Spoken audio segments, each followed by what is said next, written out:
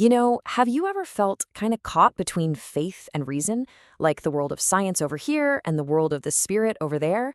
It's a conflict that's really defined the modern age.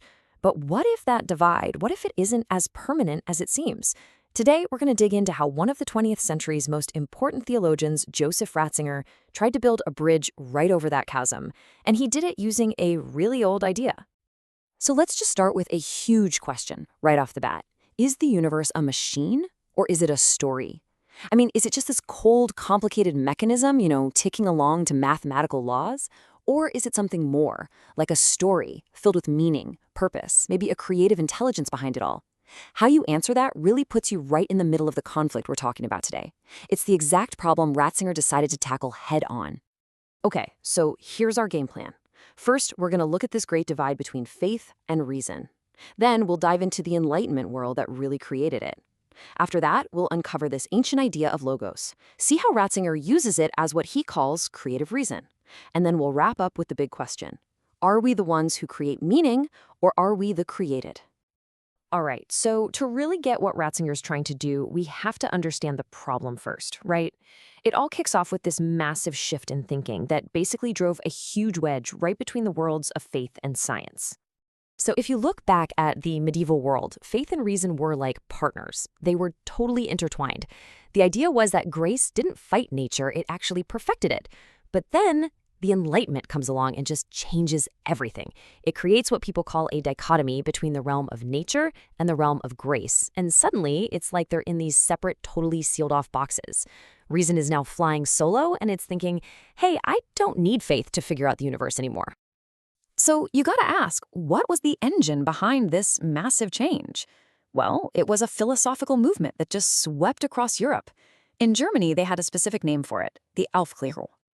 Yeah, this word Aufklärung, it's super important to get. It literally means clearing up, and that's exactly what these thinkers thought they were doing.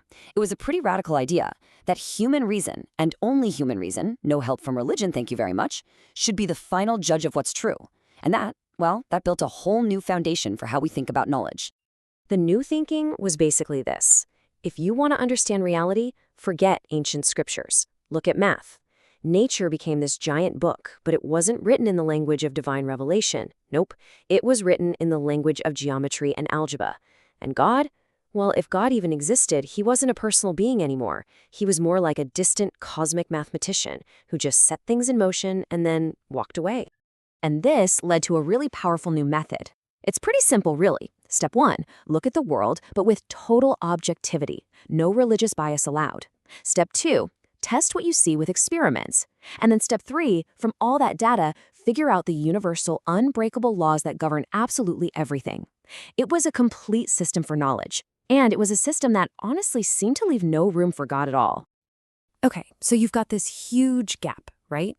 On one side, a cold, mathematical universe. On the other, a meaningful one. What does Ratzinger do? He doesn't invent something new.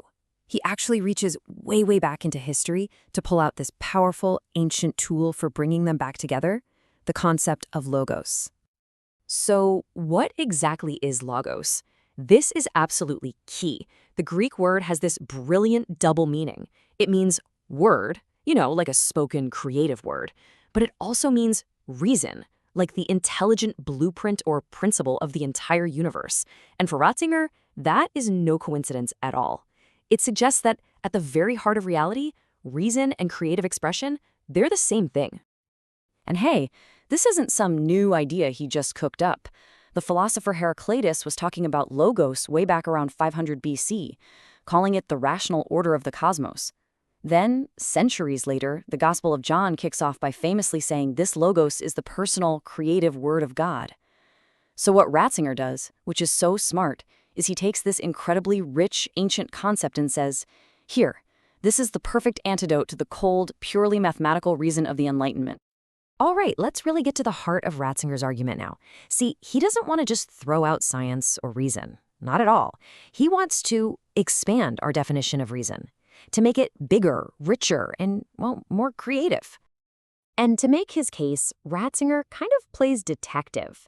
He traces the modern rejection of the idea of creation through 3 key historical stages.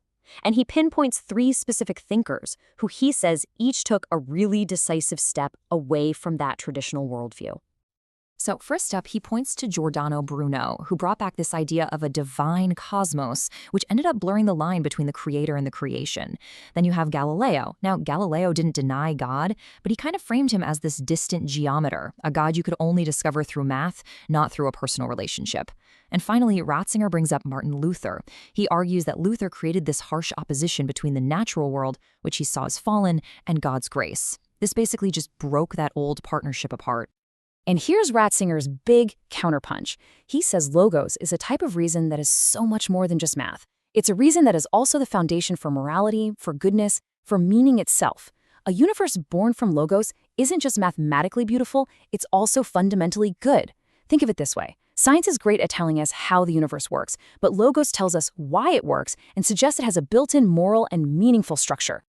So here's the bottom line. If the universe is the product of this logos, this creative reason, then it's not just some random accident. A bunch of particles that just happen to bump into each other in the right way. No, it's a thought-through and willed reality. It has an internal logic, a purpose, and a meaning that are woven into the very fabric of existence. And this brings us to the final, and maybe the most important piece of the puzzle. What does all this mean for us? For our place in the cosmos? Are we the masters of a universe that's totally meaningless? Or are we participants in one that's filled with meaning? Well, according to Ratzinger, if you follow the Enlightenment's logic all the way to the end, you end up in a world where humanity takes center stage. I mean, if the universe has no built-in meaning, then it's up to us to make it up, right? We become the source of all value. We become, as he puts it, human beings as creators, replacing God the Creator. So that leaves us with a pretty stark choice. On one side, you've got the view that the world is just raw material, and it's our job to shape it and give it meaning.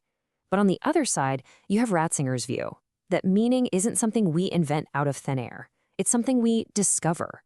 We're not just imposing our own purpose on the universe, we're actually trying to find the transcendent purpose that we're already a part of.